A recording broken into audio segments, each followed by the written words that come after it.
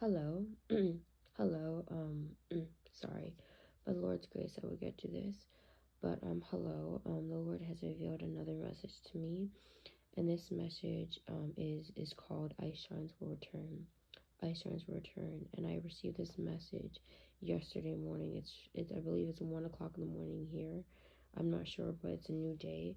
And he showed me a vision of this. And this is the vision I saw. I was in an ice cave. Around the cave was thick blocks of ice, like ice glaciers, that rose to the ceiling.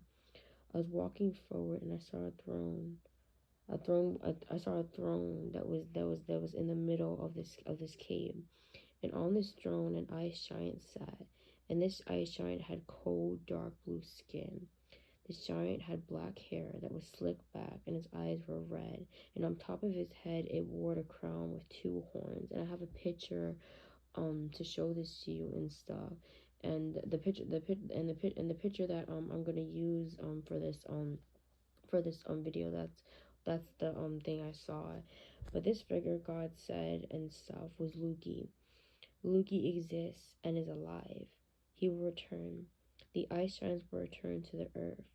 The ice giants will return to the earth. And I came across this, or God revealed this to me the other day, and I was coming across this when I was analyzing a symbol from my old church V1 that they use for their college program, and their symbol was compass rose. And when I looked it up, I found out this compass rose came from came from the Greek thing. I actually wrote on my computer, so I'm just gonna show you. But I basically was looking up the symbol, and the symbol from my old colleges, from the sorry, the symbol that my college used was the compass rose for their college program. And the compass rose basically or originates from Greco-Roman culture, as well as Chinese culture. And basically and stuff, when I was looking at the compass rose, I came across the compass rose, there's different meanings to this compass rose. But I looked up what the compass rose means in Greek. And when I looked up what the company rose mean in Greek, it basically this is what it means. The company rose in Greek refers to a system of naming direction using the ancient Greek wind gods, the Nami, Bros, Nortis. Sorry if I said the name wrong. And when I looked up these Greek wind gods, I noticed that Borealis, the north wind, this god who was a north wind, he basically controls winter and weather and stuff. And so God revealed it to me then and stuff, that these ice giants actually exist, and they are alive, and that they will return. And ice giants live in Antarctica. And we've actually seen, and so the media has actually introduced us to these ice giants, and do movies like the Avengers and stuff. I actually watched these movies before I came to Christ, and I didn't watch all of it. I didn't really understand, but now I understood that every movie that the Avengers made was the purpose was to introduce the public, or to introduce humanity to these creatures and stuff. And these movies and stuff are used to introduce the media to these publics. And also, the Lord revealed to me that the Lord exists. He actually exists, and He's a giant, and He will return as well. And what I have to, and sorry, not what I have to say, but if you are someone who worship these creatures, because a lot of people and stuff, if you're a Avenger fan, a lot of people worship Loki, this character. Sorry if I said his name wrong and stuff, but a lot of people worship Avengers and Loki especially, because but I don't know why, but we humans always love to worship or idolize the bad guys. I don't know, maybe it's a fantasy, but if you are worshiping these creatures, or if you have any interest in these creatures or these idols, I would highly recommend that you pray to the Lord to free you from idolatry, to free you from fantasy, because what you're doing is a sin. And I know this and stuff because I used to be an idol worshiper. I struggle with idolatry even now to this day. I used to I was a daydreamer. I still struggle with my daydreams even this day. But idolatry is a sin, and idolatry is very hard to beat. And so if you, but with the Lord's strength and stuff, we will be able to we can conquer idolatry. Sorry, I'm going over the place, but what I'm saying is so that these creatures are real and they're wicked. Come out among them, touch no unclean. I will receive you. And I'm reading this off the notes that I wrote on my notebook.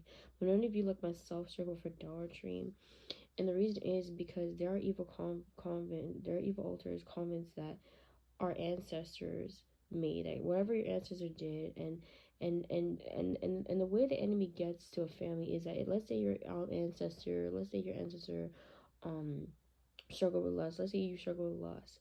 That means it's like your ancestor opened the door to lust. Either he did something or she did. I don't know what they did, but there is a open door in your bloodline. There is a sin that your family has done that has opened the door to this sin, to this demonic spirit. And basically what an evil altar is a place of worship of incense that is ruled by a demonic principality.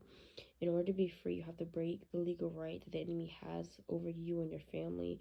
Because when we sin and stuff, the enemy has every legal right in our life to torture us. Because when you open the door to sin, you're playing by his rule and stuff. And so if you're in sin, or you're living in sin, or if you're living in sin, you have welcomed the enemy to play house with you. You're basically saying, oh, here enemy, come in. That's what sin is. Sin destroys you. That's why sin separates us from God, because when we sin and stuff, we're rebelling against God, and we're welcoming the enemy into our midst. And so when you are sinning, or you are in sin, or you're struggling in sin, or your family's in sin, the enemy has a legal right to reign in your life. And you have to break the legal right that the enemy has over you. You have to break the generational curses of your family, the evil altar. You have to pray against the spirit that is operating against that convent and tear it down. And yesterday, God had me read Judges 6. And Judges 6 is basically a story about Gideon, who God rose that God rose to save his people, the Israelites, from the Midianites, because the Midianites were hurting them, terrorizing them, and it's all because they disobeyed God. They worshipped the gods of the people upon that man, among that land, and they shouldn't have. And so he rose up Gideon, and in Judges 6 we see that God instructed Judges 6 we see God instructed Gideon to tear down these altars. And in order to be in union with God, in order to truly serve the Lord your whole heart, these altars in your life, your family life must go. You have to break and burn and destroy these altars during these altars, because God is a jealous God. God and Satan cannot dwell in the same place. And as it says in the Bible, you cannot drink the cup of demons and drink the cup of God. You cannot serve two masters. You'll either hate you'll hate one master and you love the other. And this is a process. Like I said, deliverance is a process, because I know we humans want to be healed and want the easy way out, but it's not that easy. These demonic spirits that are not leaving without a fight, especially marine spirits. And Lord revealed this about marine spirits. If your family, if you are someone who has worshipped mermaids, if your family has worshipped sirens, mermaids, or any thing under the sea, these marine spirits are so stubborn that they will not leave without a fight. You will have to fast and pray to get them out. Like Jesus says, some demons come out of fasting and prayer. And like I said, deliverance is a process. You have to be patient, and you have to break the legal rights, and it takes time, but the Lord will deliver you. Trust in the Lord, and he will deliver you and stuff from these generational curses. God rose us up to be intercessors for his kingdom. God rose us up. God gave us authority over these things, and it's time we take back our authority. It's time to step in alignment with God. And that's not easy and stuff. Like I said, everything's a process. The Christian walk is not easy. The Christian walk is I refer to the Christian walk as a baby walk. And the reason is because a baby walk is when you grow. Because when we're babies, we crawl. Then when we're toddlers, we walk. And then when we're kids, we speak. I honestly feel like the Christian walk is like a baby. Because there are different stages in our Christian life where we grow. Where babies, when we first get introduced to to God and Jesus, and then we start reading and maturing, growing, and then we enter these different stages of our Christian walk. And there's actually an article about this. I think it's called Soul Age. There's actually an article. I don't know if it's true or not, but there's actually and stuff some there's actually ages. There's actually soul ages where in this article I read that there are different ages, or there's different ages that your soul is, like a baby, a child, and I will leave a link to that post down below. It might be helpful and stuff, but or I'll just post in a separate post. But like I said and stuff, we have to break these legal rights. We have to break these generational curses. We have to walk in authority. And if you are someone who's struggling with sin, or if you're saying, I don't know how this can be, trust the Lord. He will deliver you. The battle has been won for you. Jesus took all the iniquities and sins of your sins and your family, but you have to break the legal right. Because even though Jesus died for us on the cross, there's a legal right, there's a covenant that has to be broken. It has to be broken. It has to be broken by you, by God's grace. You, by God's grace. And so, if you're struggling, hang on there. You're going to be okay. God is going to deliver you. You are going to be just okay. You will survive this.